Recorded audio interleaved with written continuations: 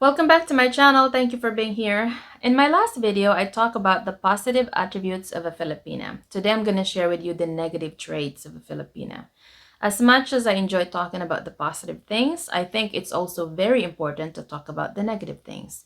If you're in a position where you're talking to a Filipina, you're getting to know her better, and you're thinking about taking that relationship to the next level, I think it's very important to know both sides, the good and the bad, the ugly.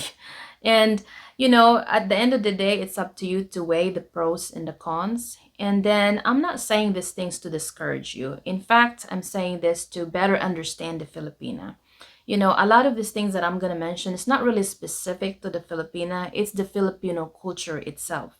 And in our culture, when you marry someone, you don't just marry the person, you marry the family. So it's a lot of the things you may not find. I'm talking about the behavior you may not find in your Filipina, but you may find it in her relatives, her family. So it's good to understand where people are coming from. Again, I'm not saying this to justify the behavior. I think a lot of this behavior are fixable, but it's hard to fix something unless you know what they are. I think it's good to recognize them first, then have a conversation about it. Okay, let's start because I'm starting to ramble. I have a list here so I can, have a guideline before I start getting lost in my own um, thoughts. All right, the first one is crab mentality. This is a very toxic mindset. This is not just the Filipina, but the Filipino culture in general. So this crab mentality is really a manifestation of two different emotions. The first one is greed and jealousy. In the Philippines, it's much more noticeable because, let's be honest, the economic situation. So when I think of this, I think a lot of this is driven by, what do you call this, covetousness. People see that you have something nice, they get jealous because they're greedy. Everybody can be greedy, right? They get jealous, and then a lot of times they don't have the opportunity, they don't have the means to get what you have. So instead of working or trying many different ways to achieve what you have, they'll just drag you down. That's the mentality of, if I can't have it, neither can you. And people will resort to doing petty things because in the Philippines, again, because of the economic situation, they see that someone has something nicer. Some people will work very, very hard to achieve that. And I think in a lot of ways that's a good thing. But some people, they either choose not to, or they just don't have the means to do so. So yes, they have the mentality of the crab mentality. So they resort to petty things. And the second negative trait of a Filipina that I'm going to mention a lot of time is related to having that mentality of the crab mentality. And this is the gossiping. Gossiping is very widespread there. There's so many terms for it. Usually usually it's referred to the women, like you have the marites, which is a female who's always nosy, spreading the information to everybody. She's like the public information officer. She's the one always, like, she's like the transmitter of information. You also have the term human CCTV, as someone who's always monitoring everybody. With a CCTV, with an actual, monitor, at least you're getting the actual event of what happened. With a human CCTV, it's either not enough information or too much information. You know what it is. Gossips everywhere.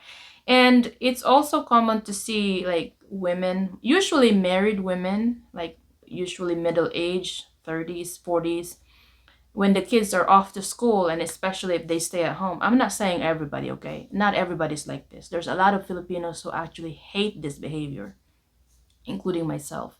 But okay, let's go back to I kind of got lost there. So yeah, women would congregate after the kids go to school, usually around the afternoon. It's almost like an equivalent of a tea time. They will congregate and then they start gossiping, chismes. They'll start talking about stuff. Usually backbiting is a part of that. And I noticed that a lot of women don't really like this, but they tend to just attend this so-called meeting. It's almost like a meeting because they usually meet in a one place, and they attend because they don't want to be the absentee person, because if you're not there, then most likely you're going to be the subject of the gossips. So a lot of times they don't want to be the one being talked about, so they just rather show up and they don't say anything. Some of them don't say anything, but I think if you're there, then you're a culprit too, because you're there. You may not say something, but you being there, you're a participant, you know. Nowadays it's even worse because people don't have to meet in person. You know, there's always a stigma when people see a bunch of women kind of like hanging out over there in the Philippines. They're like, they're doing the chismis again, mga chismosa. They're talking about other people again. Nowadays, people don't have to do that because you have cell phones now, you know, the internet, you got social media. People will gossip about other people on social media, which is, that just makes it worse. And yes, this is a very negative Filipina trait. So if you catch your Filipina doing that, she start talking about someone negatively, cut it as soon as you can. Like, tell her, I don't want to be a part of that. I don't want you to get used to doing that. It's never a good thing to talk about other people behind their back. You know, that's just not a good trait. All right, let's move on to the next one. And this is a lot of times very specific to the Filipina. I guess had never heard of a Filipino do this, but Filipinas, the tampo. Tampo basically is, there's many meanings to this. At least for me, it depends on the intensity, on how much she does it and how far she takes it. Okay, tampo means, on the, I would say the mild tampo would be considered the silent treatment. A lot of times when a Filipina, if you do something bad, if you've done something bad, or she thinks you've done something bad, she will give you the silent treatment. That could last for a couple of hours. Some will take it for days, and some who are a little bit extreme will take it for maybe weeks and maybe more. I've never done that. I myself used to have this kind of behavior, and every now and then I still do. I catch myself. I'm like, why am I doing this again? So, tampo also can be translated to, if it's really, really bad, it could also be translated to sulking or throwing a fit. That's the bad, worst. That's the worst version of tampo, if she really is like taking it too far. So the sulking. I'm not gonna try to like justify the behavior because it is not a good behavior. But a lot of times, so you could just, get to know your Filipina, why she acts this way. A lot of times a Filipina will do this because if you watch my last video, I mentioned about the hierarchy in Filipino families. Filipinas are raised to be quiet, like, because there's a hierarchy, right? So your grandparents, your parents, the elders are the, top of the hierarchy. There's a tier system here. And if you're a Filipina, especially if you're a little bit younger or the youngest person, that's like really unlucky, you don't really get to say a lot, If someone's scolding you, if someone is saying something to you, you're supposed to stay quiet and listen. That's that's the role of a Filipina girl. You don't talk back. That's disrespectful. So a lot of times, even when a Filipina is really like angry, she's disappointed, or even if you're the reason of her anger, like you literally did something bad and she can see that, instead of going out and like arguing about it and like really like face to face, what do you call that? Being confrontational. I'm sorry. I'm like all of these words in my head. I have to translate in English. So instead of being confrontational with you, she's gonna stay quiet.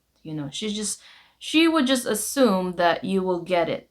Her being quiet is actually a way of letting you know that this is not okay with me. And on another hand, we go back to the hierarchy. No matter what you've done, of course, depending on what it is that you've done, she still think of you as the head of the family. So being confrontational with you and, just going at it, having, like arguing with you is considered disrespectful. So despite the fact that she's mad at you, she's still trying to show respect by not talking to you. I know this is kind of hard to understand, but that's a lot of Filipinas. Okay, this is not all Filipinas. Some Filipinas can be very confrontational, let's be honest. But a lot of times, especially, Filipinas who are raised this way, the traditional way, they're not going to go at it being confrontational with you and fight with you. They're not going to do that because that's disrespectful to you being the head of the household. So she deals with it by giving you the cold shoulder. She's gonna be quiet and she's gonna hope that you'll get it But of course, if you're a Westerner, now if you're a Filipino, it's easy. You know that already. You know how to handle that. I hope. But if you're a Westerner, you're like, what? Why is she just not talking to me anymore? Why is she ignoring me? You know? And you're like, this is so childish. But again, as I've explained, there's a lot of reasons for it. You know, we don't just go, and when I say we, I'm not saying everybody, most. We're not gonna go and like, you know, like in your face, confront you and argue and fight with you, because that's actually very unacceptable because of how a lot of traditional Filipinos are raised. We were raised to be like, even back in the day, you're even told to go to the corner and be quiet, which is bad, you know, which I think is also a big problem, you know, because I can talk about that in a separate video because I'm going to get lost in this conversation. So yes, a lot of this time, again, this is a negative trait, you know, the tampo.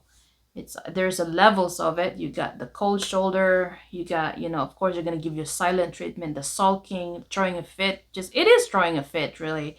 And a lot of times, if you explain to your Filipina that every time you do this, I'm not gonna get you because this is not how I handle things.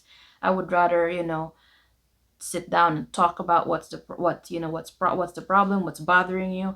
I think it's very important to be honest about it and just flat out say this. I don't want to do this. I don't want to do this. So let us talk about the next negative trait of a Filipina: being celosa. Being celosa basically means some Filipinas are prone to jealousy. Now, being jealous is not necessarily bad. If someone loves you so much or likes you a lot and they see that you're flirting with someone, it's only normal for them to feel jealous. Now, Filipinas, on the other hand, can get a little bit overboard with this. They're a little bit paranoid and some are even possessive. You know, they take it to the next level.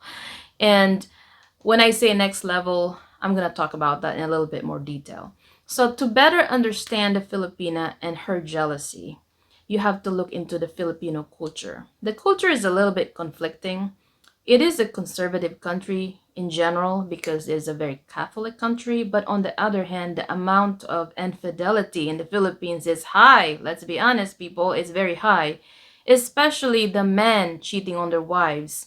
That's why when you watch television shows, it's the same type of storyline. The first wife, the legal wife, the mistresses, it's always the same thing. And Filipinas grew up watching this kind of television shows, and so that's embedded in her mind, the possibility of a man cheating on her. And then again, you see it in the society. Men who cheats on their wives have other, you know, other women, and then have children outside of marriage. It's not acceptable, obviously, because there's no divorce in the Philippines. It's a very Catholic country. But on the other hand, some people, especially other men, even the elders, would just turn a blind eye to it because some, and I know this is bad, some would even consider this as an added points to being macho, to your manhood. Oh, you're cool. You're the man because you can have more than one woman. You have a lot of children, you know. Having a lot of children over there is kind of a proof that you're the man. It's kind of, I mean, that's only acceptable if it's your one wife, but then if it's so many other extra, you know, marital affairs, then that shouldn't be acceptable. But it is kind of, I wouldn't say it's acceptable because it is not. Truthfully, it's not acceptable, but it's somewhat tolerated. And so you have a woman that sees that in the society, and then she grows up watching all these telenovelas and teleserie, always talking about infidelity. Of course, she becomes very paranoid, and that's, you know, that's what comes out of it. Some Filipinas, their radar is very high when it comes to things like that. If she suspects that you're doing something fishy, she will dig into your stuff. And I think some foreigners find this behavior a little bit too much, overbearing. But I think it all comes down to honesty. If you're willing to just have everything open, you know, I mean, if you're not doing anything wrong, there shouldn't be no reason for you to be hiding passwords. So, I mean, my husband, I can look into his stuff, no problem, because he's not doing anything wrong. But if you start hiding things and you're so secretive, Filipinos don't like that. Now, let's be honest. Just because you're not sharing your password, maybe you really like your own privacy. Maybe you're just that kind of person and you're not doing something bad. She might actually still think you're doing something bad because you're hiding it. So the better, you know, approach to this is to just be honest, you know. Just be honest with her. I'm not doing anything bad, but I want to have my own privacy, basically. Okay, the last on my list. Some Filipinas are obsessed when it comes to trying to impress other people. Now, it is not really uncommon to feel the need to impress other people. Of course, we all want other people to look at us in a positive light, right? But sometimes it can get very obsessive because that's all you care about. And yes, it's important, but that's not the most important thing, you know? Knowing yourself and living in truth and reality is more important than what other people are going to say about you. In the Philippines, it's all about the image. People are so focused on what people will see, what people will say, what people will think. And a lot of times that's rooted in the culture. So a lot of parents, I'm saying a lot, but probably not a lot, but I've experienced this in my own family. A lot of parents tend to compare their children with the intention that they could encourage the weak ones. They consider the weak ones. For example, if you're not as smart, you're not as athletic, you're not as good, they will compare you to your other siblings with the intention of encouraging you to do better.